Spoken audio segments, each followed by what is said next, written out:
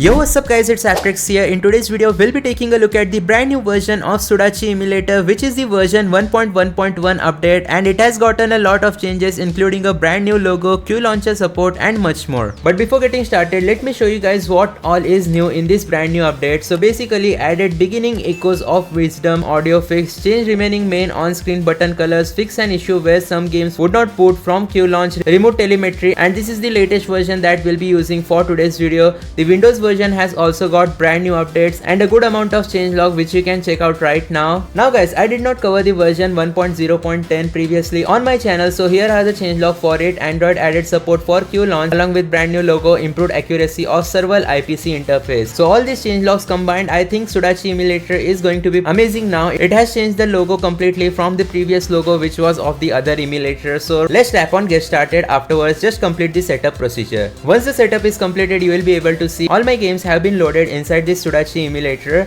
Let's go to the settings and once again you can see the rebranding right there. Now Q launch is present in applet launcher, and for that we'll need to import firmware. So let me just go ahead and quickly do that. And once the firmware has been added, let's go to applet launcher and let's boot Q launch, which is pretty amazing. So as you will be able to see, it has successfully started, and previously it had some issues where games wouldn't boot. I think that issue is still persisting because I can't really see any of my games right here.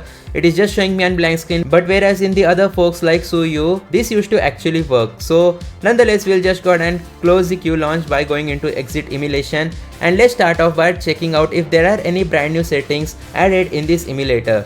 So in terms of advanced setting, we'll set the limit speed percentage to 400. In terms of audio, we don't really have anything new. Resolution, set it as 1x. V-Sync will disable, and yeah, I'm not really seeing any brand new settings. Will enable force maximum clocks and asynchronous shaders. Afterwards, go to debug. CPU backend is NCE. So I guess that's about it in terms of settings. Best settings. Let me import my graphics driver. We'll be using the latest Mesa Turnip Adreno driver revision 11 for the 24.3.0 graphics driver, and once that has been done, we have applied the best settings, and as you just saw, the emulator refreshed. With that being said, let's start out testing some games in this emulator. The first one is going to be Naruto Ultimate Ninja Storm Trilogy, and I can immediately notice that the buttons have been changed by a little bit. They have much more depth into it now than previously, but when I tested this game out in the previous update of Sudachi Emulator, if you remember, then it did not work. So this time I want to see if it works or not once we actually try to start a battle. So as you guys will be able to see, the cutscenes are being loaded properly, and this time as you guys will be able to see, I am trying out Ultimate Adventure and the game has successfully booted. We are getting straight up 60 FPS at the top left corner, and the on-screen touch controls have not completely been changed. It's just small improvements which make it look better.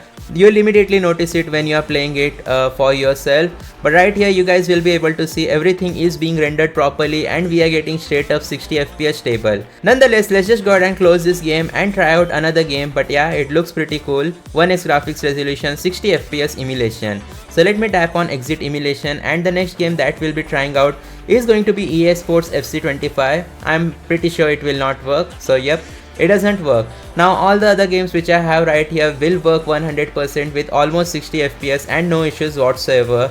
But if we try out some other games like One Piece Unlimited World, then I think the FPS should be a bit better, but unfortunately all I'm seeing is that the FPS is capped at 60, which is a bit weird because I am pretty sure I set the limit speed percentage to 400, and we have also disabled V-Sync mode. So we should definitely be getting more than 60 FPS, but let me just go ahead and start a new game and see if we do get more than 60 FPS. We tested this game recently inside of the Ryujinx emulator for Android, and that was giving me crazy amount of FPS, like 150 FPS on my Android device with no graphical issues. Well, anyways, let me just go ahead and skip all of these cutscenes before something goes wrong, but there we go, the game has successfully started, and I have to say the graphics of this game look very crisp compared to that of Ryujinx emulator which I tested out recently. So definitely Sudachi Emulator has brought some amazing improvements, but one thing which I am seeing is the 60 FPS cap. Let me just go ahead and open settings, go to system, and let's disable limit speed percentage, and still you will be able to see that we are only getting 60 FPS, which is not that bad. I am just showing you guys the facts, like there is some sort of frame limit that has been set in this update. So yeah guys, that's going to be it for today's video. Be sure to hit that like button, subscribe, turn on all notification. I'll see you guys in my next video. Thanks for watching. Goodbye.